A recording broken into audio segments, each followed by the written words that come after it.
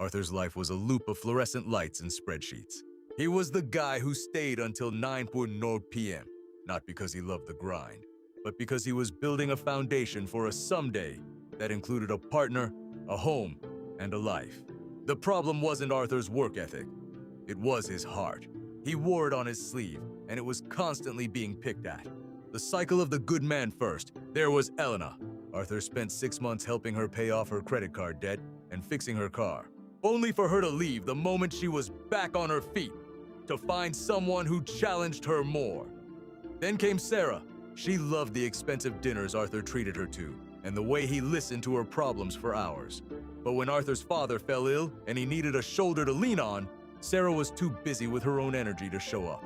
After the 4th time, a woman vanished as soon as the utility of his kindness ran out. Arthur sat in his office at midnight, looking at his reflection in the dark window. He realized he wasn't a partner to these women. He was a service provider. The pivot Arthur didn't have a dramatic breakdown. He had a realization. He stopped looking for a missing piece in someone else and decided to build his own puzzle. He quit the safe job. He took his savings and started the boutique architectural firm he'd dreamed of. Since university, he reclaimed his body. The work stress weight disappeared as he traded late-night takeout for 6 a.m. boxing sessions. He silenced the noise. He deleted the apps, stopped asking friends to set him up, and focused entirely on the blueprint in front of him. 2 years later, Arthur was a different man.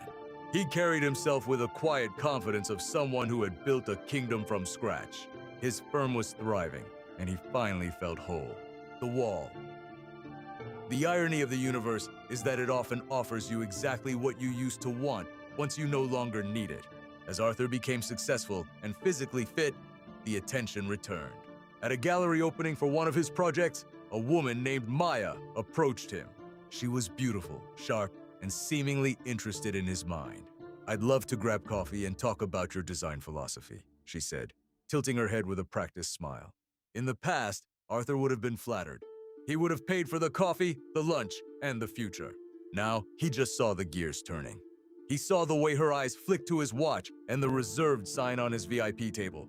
"I don't do coffee meetings," Arthur said, his voice polite but cold as ice. "If you want to talk business, call my assistant. If you're looking for anything else, I'm afraid I'm out of stock." Maya looked stunned. "I was just being friendly." "I've paid a very high price for friendly in the past," Arthur replied, with a faint, knowing smile. "I'm not buying anymore." The new reality Arthur didn't hate women, but he had lost his appetite for the gamble. He found peace in his blueprints and his solitude. He learned that being used was a tax he used to pay for the fear of being alone. Now that he loved his own company, that tax was a thing of a past. He lived by a new, unspoken rule. His life was an invitation-only event, and for the first time, he wasn't handing out any tickets.